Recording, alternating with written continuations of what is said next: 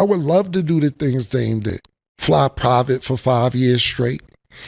Buy 2 mansions in London. You got a mansion in London just for your nigga, and then a personal mansion in London for something else. I would love to have 2 lofts in Tribeca right around the corner for each other. 20,000 for this loft, 20,000 for that loft around the corner. So you got $40,000 a month for just lofts. Airfare, flying everywhere. You know, Dame, I would have loved to have the biggest mansion in Alpine, New Jersey. Dame is the only that I ever seen to this day. I'm talking about to this day, and I've been in a lot of places, and I could, like I said, maybe I haven't been in the right places. I've never seen a with a urinal in their house yet. Let me tell y'all something. This might be one of the most honest things Cameron ever said about Dame Dash. And it's not hate. It's not beef. It's just the truth, mixed with love. Cam broke it down in a way only somebody who really knows Dame could. This ain't no outsider talking slick. This is somebody who lived it. Somebody who saw Dame at his peak, flying private for 5 years straight, buying 2 mansions in London like it was nothing, putting urinals in the crib like it's a club bathroom, and Cam is basically saying, if you're gonna live like that, you gotta keep hustling like that. You can't spend like a billionaire and expect to chill like a monk. And what really stuck with me was the emotion in Cam's voice, because even with all the little jabs and slick comments, you can tell he still got love for Dame Dash. He said it himself. He don't let people talk crazy about Dame, but at the same time, he's not going to sit there and pretend like Dame Dash hasn't made things harder for himself. Cam's not trying to take Dame's legacy away from him, not at all. If anything, he's reminding everybody that Dame Dash is a genius. But being a genius don't mean you're always right. And sometimes when the hustle slows down and you're not making those $100 million moves like you used to, reality starts knocking loud. So nah, Cam didn't expose Dame to clown him. He exposed him because sometimes the realest love is telling the truth even when it stings. Let's get into it. Yeah, listen, man, I seen that, man, and Dame's my big bro. I love Dame, man. You know, I love that like cook food, man. And let's see how to put this, right? You can't. So Dame, you know what's crazy? Because the nigga was interviewing him, didn't even say my name. Dame threw my name in it.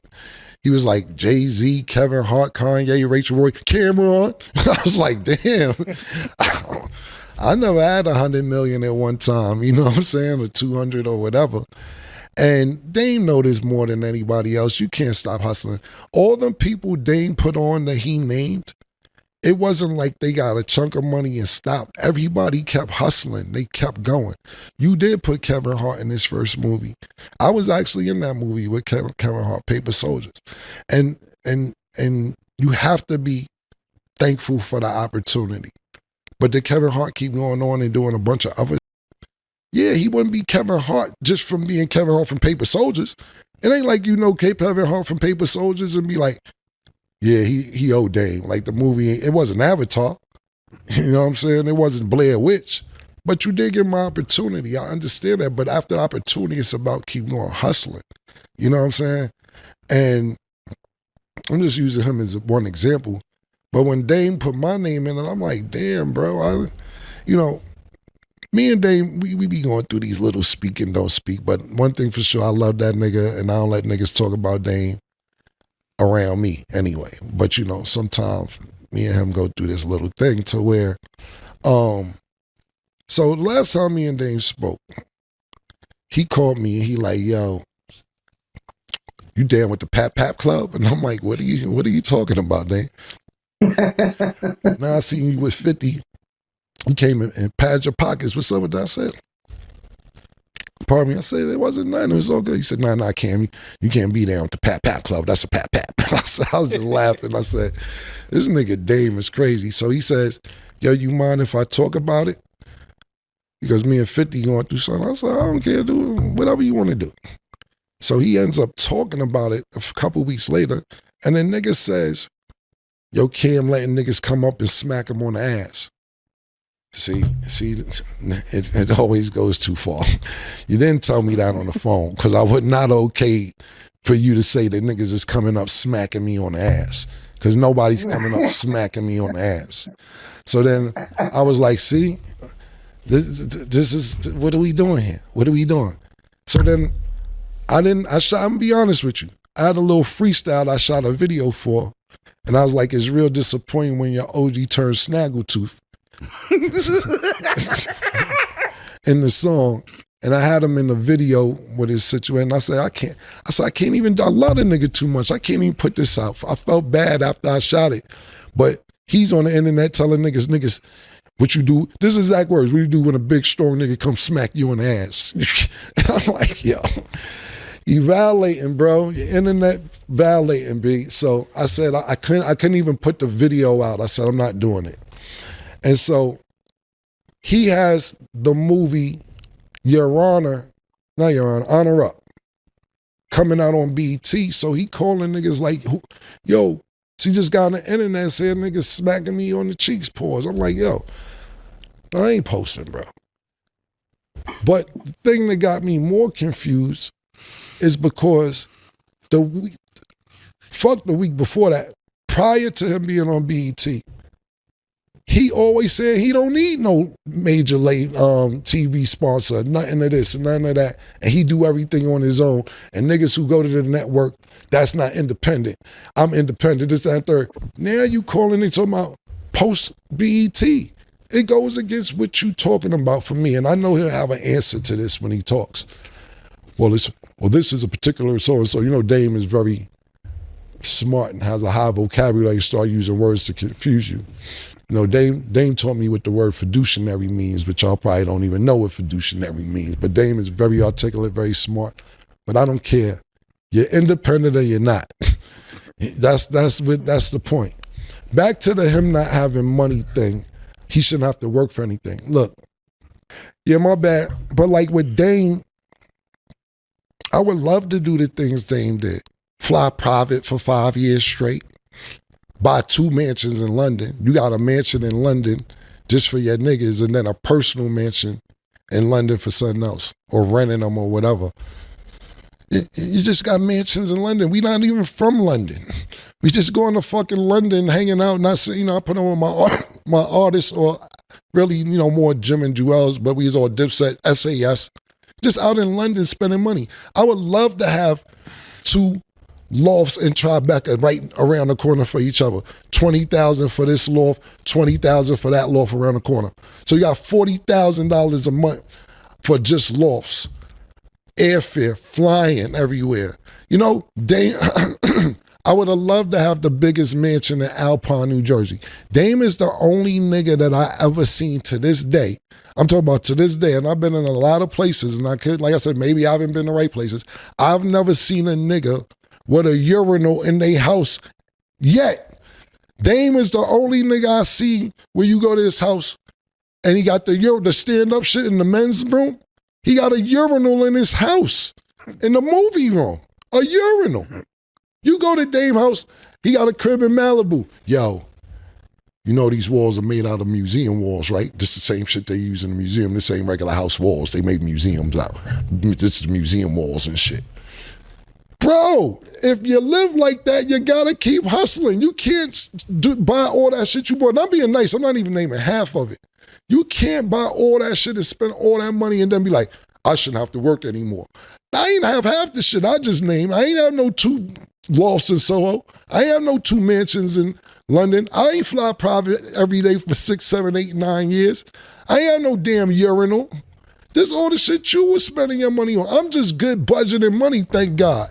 And thank God I keep coming up with different hustles to do this. Now, did Dame give me my opportunity to get back on my feet? Absolutely. Absolutely. I may not be here if it wasn't for Dame, but not because of the initial favor he did for me. He signed me to Rockefeller, and I took off and I kept doing other things and other things and other things. I'm not eating off the Rockefeller money no more. Thirdly, and Dame would testify, when I was getting it and I was signing Dame, I would take briefcases of money. Briefcases like the mob, nigga. Like, you show up with your man, the briefcase, and give the nigga briefcase, open it, money in it. Few times, couple times, bought Dame briefcases of money when I first started getting real money at Rockefeller. So when he be like, niggas don't do this and that, no, bro, how long niggas supposed to do? You cannot just stop hustling and be like, the niggas who up, you just be like, I shouldn't have to work no more. You know, Dame know this better than anybody. Until you hit that hustle, that one lick, pause, that one lick, you gotta keep hustling. And the thing about it is, me personally, Dame lives at a higher echelon, if that's the right word I'm using, than the rest of us. I said, even the best house I live in, me and Dame got to an argument one time. I said, yo, we was going back and forth about some shit. Oh yeah, it was about Kanye house. He said, yeah, me and this nigga going back and forth. He's like, yeah, I just left Kanye house. He got horse shit. You got dog shit in your house. I'm like, okay.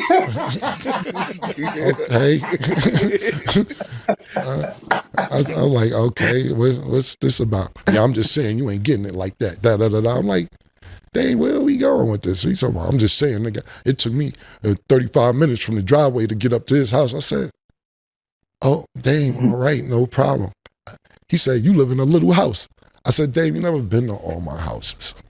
I said, my crib, at that time I had a crib in Florida. I won't say what part or whatever. I said, Dave, my crib in Florida is 9,000 square feet. Oh, that's still little. That's a little house. 9,000 square, okay. We going back and forth. Now we in a full-fledged argument. Fuck out of here. You ain't doing this, doing that. I said, Dave, I own all my houses. You don't own any of your houses. He said, yeah. Who want to own a house in a recession? I said, that's the time to own them. I lose the argument every time. The best way to beat Dame is on a text. You're not going to beat him verbally. So, but to answer your question, I love Dame. That's my bro. And whatever I can do for him, I absolutely will. But all this shit, you shouldn't have to work no more. And then nigga wasn't even thinking about me. Throw my name in and it's kind of crazy. But you spend crazy. You spend crazy and you talk crazy to people too. I'm just a nigga who knows you so I can tolerate some of your verbal abuse even though you don't consider it verbal abuse. Yo, no. Yo, imagine sitting you just walking nigga out and say, yo, watch your shoulders because that's museum wall right there. That ain't apartment wall or sheetrock wall or whatever wall. Nigga says museum wall. I tell Dame talks crazy. Last thing, and I'm just saying, it's his spending. Dame would be set for life if he knew how to manage his money. He made more than enough money not to work no more. But he want to keep hustling, and I dig it. It's in him, pause. That's just something he want to do. But when it's not working out, you can't get mad at other people. I tell people all the time, Dame is like Dr. Brown from Back to the Future. Because people say Dame is crazy, and God bless the dead. Irv Gotti came to my crib one time, and he said, yo, man, you the only one who could talk to Dame, bro. You know what you should do? Have a talk with him. He said, because when he's up and he's acting crazy, which he's not acting, he looks like a genius. But when he's down and he's talking like this, he looks crazy. You should have a talk with him. And I told Irv Gotti, I say, yo, the problem with this, it's not a problem, but this is Dame. He's Dr. Brown from Back to the Future. And what I mean when I say that is that, you know a nigga who be telling you, yo, I got a time machine. You be like, this nigga's crazy. But he fuck around and have a time machine. At the end of the day, this ain't about tearing Dame Dash down. It's about calling out the real. Cameron didn't get on the mic to disrespect Dame. He spoke like a little brother who watched his big bro go from the top of the world to trying to figure it all out again. And that's real life. Dame did give Cam a shot. But what Cam is saying is, don't confuse making money with keeping money. Because while Dame Dash was living like a king, the castle wasn't built to last forever. You can't fly private, buy $1 million homes, stack urinals in your crib, and then act surprised when you got to get back to work. And what hit me even more? Cam wasn't even mad at Dame talking slick. He was more hurt that his name got thrown into it. He's like, bro, why am I even part of this conversation? Cam's still hustling, still finding ways to win, and all he's saying is you gotta keep going. That Rockefeller door opened opportunities, but it was up to him to walk through them and build something real. And that's a message anybody can learn from. So let this be a lesson. Respect your OGs, but don't be afraid to call out the flaws. Because sometimes the realest thing you can do is tell the truth with love.